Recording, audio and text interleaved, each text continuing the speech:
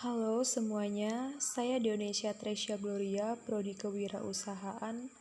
Nah, di sini saya akan mempresentasikan hasil rangkuman dari artikel yang berjudul Dampak Ekonomi, Sosial Budaya dan Lingkungan Pengembangan Desa Wisata di Jatiluwih, Tabanan. Oke, kita masuk ke materi.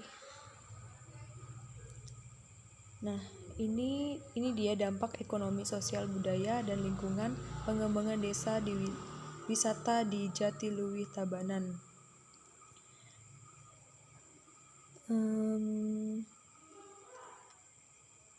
Jadi,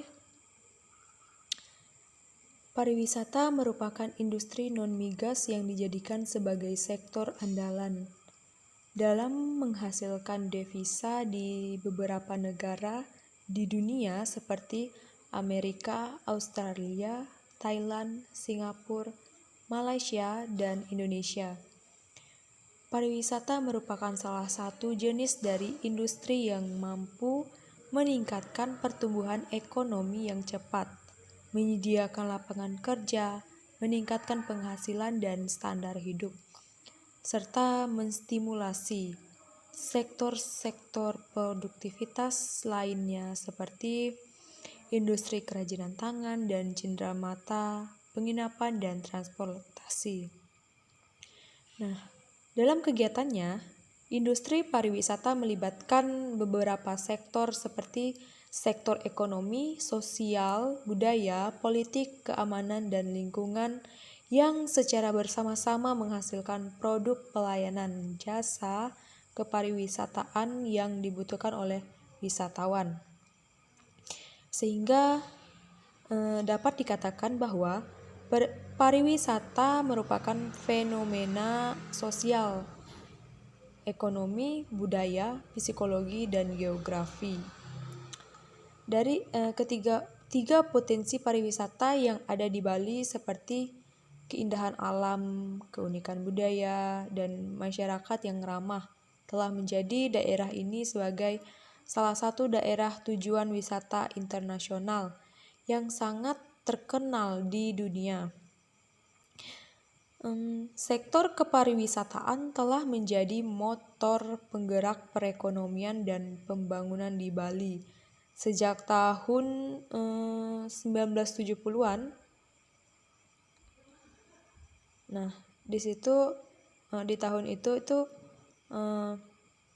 kepariwisataan Bali itu telah menjadi motor penggerak perekonomian dan pembangunan. Nah, oleh karena itu, kepariwisataan merupakan bagian yang sangat erat dan tidak dapat dipisahkan lagi dalam kehidupan masyarakat dan pembangunan di Bali. Keindahan alam dan kebudayaan Bali yang unik dan beraneka ragam yang dituntut atau berpedoman dalam falsafah Hindu dan keindahan alam menjadi daya tarik tersendiri bagi para wisatawan, baik wisatawan mancanegara, wisatawan domestik, dan wisatawan Nusantara. Kemudian konsep pembangunan berkelanjutan pertama kali dikumandangkan dalam konferensi di Stockholm pada tahun 1972.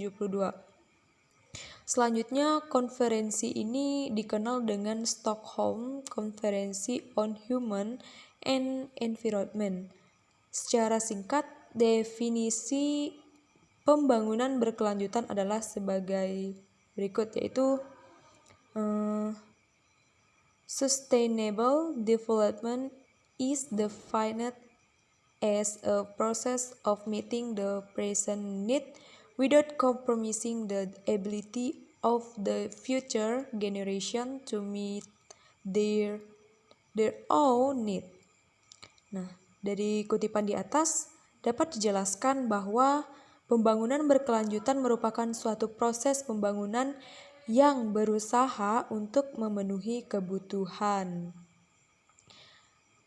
Selanjutnya diwariskan kepada generasi mendatang. Jadi dengan pola pembangunan berkelanjutan, generasi sekarang dan generasi yang akan datang mempunyai hak yang sama untuk menikmati alam beserta isinya ini. Begitu. Sekarang kita lanjut slide berikutnya, yaitu kita masuk di aspek-aspeknya. Dan yang pertama itu ada aspek ekonomi. Pembangunan pariwisata berkelanjutan di Desa Wisata Jatiluwih belum memberikan manfaat ekonomi secara langsung dan merata kepada masyarakat lokal, karena hanya sebagian kecil masyarakat lokal bekerja di sektor pariwisata seperti akomodasi, kafe, dan restoran. Tetapi secara tidak langsung, masyarakat lokal telah mendapatkan manfaat ekonomi. Manfaat ini diperoleh melalui desa dinas atau desa adat di mana pun mereka berada saat ini. Begitu. Kemudian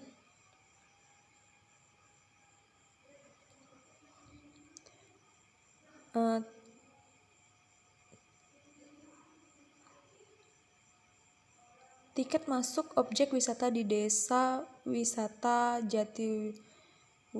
Jatiluwih sebesar 5.000 untuk wisatawan asing dan 2.000 untuk wisatawan lokal. Pendapatan Desa Wisata Jatiluwih yang diperoleh dari hasil penjualan tiket ini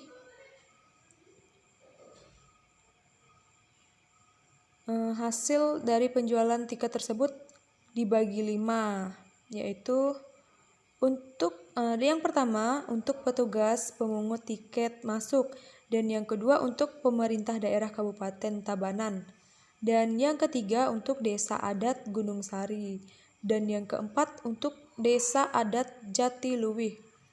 Kemudian yang kelima untuk Desa Dinas. Adapun cara pembagian pendapatan tersebut adalah 20% dari total pendapatan per bulan diberikan kepada petugas penjaga tiket masuk.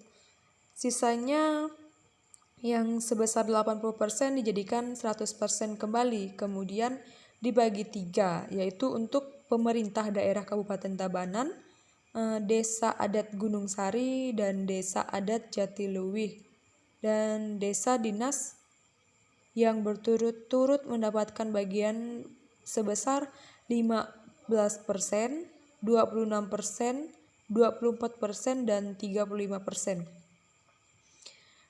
Pembagian tersebut berdasarkan peraturan daerah Kabupaten Tabanan. Dalam pemungutan tiket masuk, Desa Wisata Jatiluwih mengalami beberapa kendala, seperti banyaknya gerbang masuk yang menuju objek wisata. Tidak semua pengunjung dikenakan tiket masuk karena jalan yang melintas di objek wisata merupakan jalan umum yang bisa dilewati oleh setiap orang tanpa harus membayar tiket masuk. Kemudian ditemukan juga bahwa hanya sedikit usaha perekonomian masyarakat lokal yang berhubungan langsung dengan industri pariwisata. Warung-warung yang ada di sekitar daerah objek wisata hanya diperuntukkan untuk masyarakat lokal. Kemudian wisatawan domestik juga termasuk, dan bukan untuk wisatawan mancanegara, karena warung-warung tersebut tidak memiliki standar internasional. Kebanyakan masyarakat lokal masih tetap bergelut dalam bidang pertanian, sehingga penghasilan mereka hanya cukup untuk memenuhi kebutuhan sehari-hari saja. sekarang ini hasil pertanian sangat tidak sesuai dengan harapan masyarakat lokal dan bahkan cenderung merugikan apabila dihitung antara biaya yang dikeluarkan oleh petani untuk mengolah lahannya sehingga mendapatkan hasil yang begitu penjualannya hasil pertaniannya begitu. Melihat kenyataan bahwa penghasilan yang diperoleh dari hasil pertanian relatif kecil, maka sebagian masyarakat lokal telah mulai mengalihkan usahanya ke bidang peternakan, yaitu peternakan babi dan ayam. Bidang peternakan ini dianggap lebih menguntungkan daripada bidang pertanian, tetapi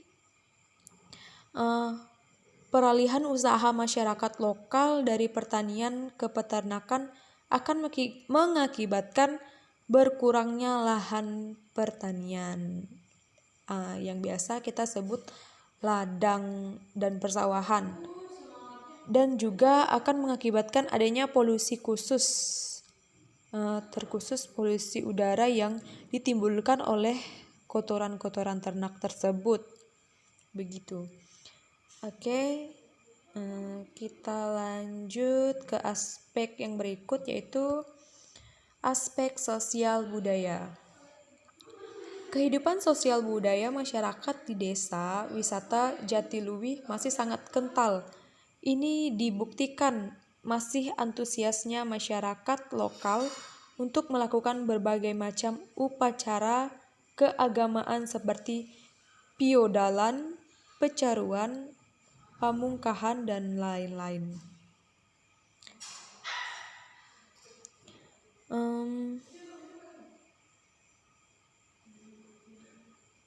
Kemudian kehidupan sosial masyarakat lokal berjalan dengan baik dan tidak ada indikasi terjadinya konflik kepentingan antar warga. Namun, ada sedikit perdebatan antara perangkat desa adat dengan desa dinas tentang status kepemilikan desa wisata Jatiluwih. Sampai sekarang, porsi pembagian pendapatan yang diperoleh dari hasil penjualan tiket masuk lebih banyak diberikan kepada desa dinas dibandingkan dengan desa adat, karena tak seorang warga lokal pun mengetahui tentang status kepemilikan desa wisata Jatiluwih. Sehubung dengan perdebatan tersebut, dalam pertemuan antara perangkat desa dinas dan desa adat dan mahasiswa S2 Kajian Pariwisata Universitas Udayana pada hari Minggu tanggal 31 Oktober 2004 ini dijelaskan bahwa asal-usul dari desa wisata Jatiluwih oleh dosen pembimbing Bapak Pitana yang kebetulan sebagai pencetus ide dari desa wisata Jatiluwih. Sehingga dengan penjelasan ini diharapkan tidak terjadi lagi perdebatan mengenai status kepemilikan desa wisata Jatiluwih. Selain masalah tersebut, pembangunan rumah dan sarana pariwisata yang dekat dengan kawasan tempat suci dan daerah resapan air dan penggunaan sumur-sumur bor oleh para investor menjadi keluhan para masyarakat karena dapat mengakibatkan tercemarnya kawasan suci dan keringnya atau menyusutnya air sumur-sumur biasa di sekitarnya begitu.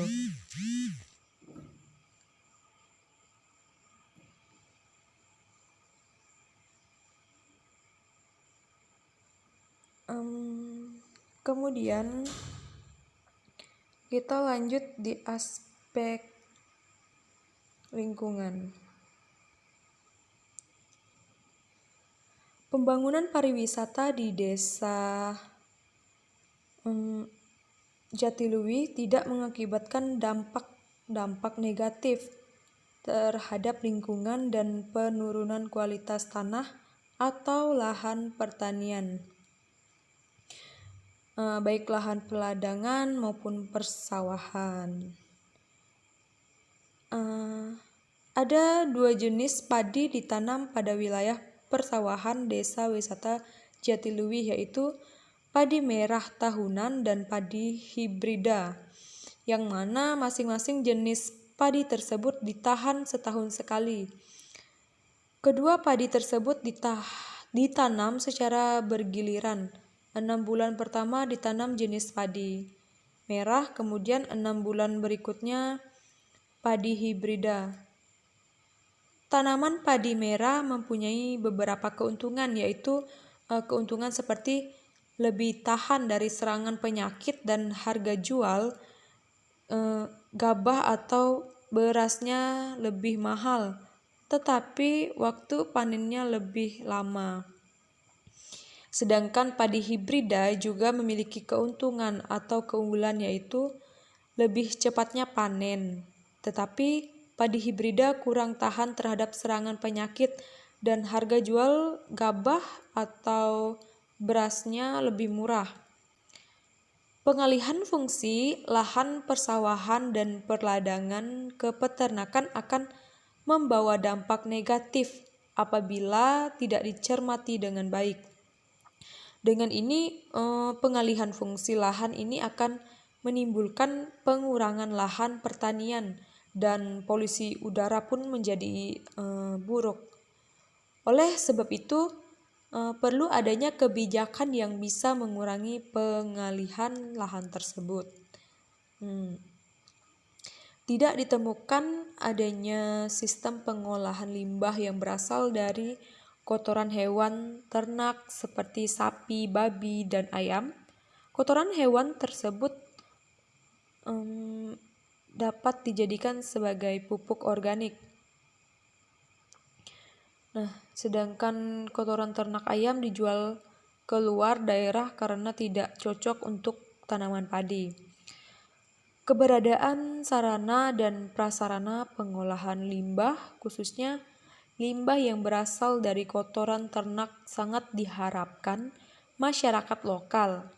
Dengan sarana pengolahan limbah ini, limbah tersebut akan dapat dimanfaatkan secara optimal oleh masyarakat lokal untuk digunakan sebagai pupuk organik dan mengurangi biaya pembelian pupuk dari bahan kimia. Kemudian, keindahan dan keunikan alam yang dimiliki oleh Desa Wisata Jatiluwih telah menarik perhatian UNESCO, yaitu yang lebih dikenal dengan United Nations Education, Scientific and Culture Organization. Untuk menjadikan Desa Wisata Jatiluwih sebagai pusaka alam dunia, sebagian masyarakat lokal telah mengetahui tentang rencana ini. Masyarakat lokal juga merasa bangga karena desanya dijadikan pusaka alam dunia. Mereka juga berpendapat bahwa dengan dijadikannya Desa Wisata Jatiluwih sebagai pusaka alam dunia, secara otomatis kelestariannya akan dapat dijaga, sehingga generasi yang akan datang juga bisa menikmati keindahan alam tersebut. Terima kasih. Jadi, sekian presentasi dari saya. Terima kasih.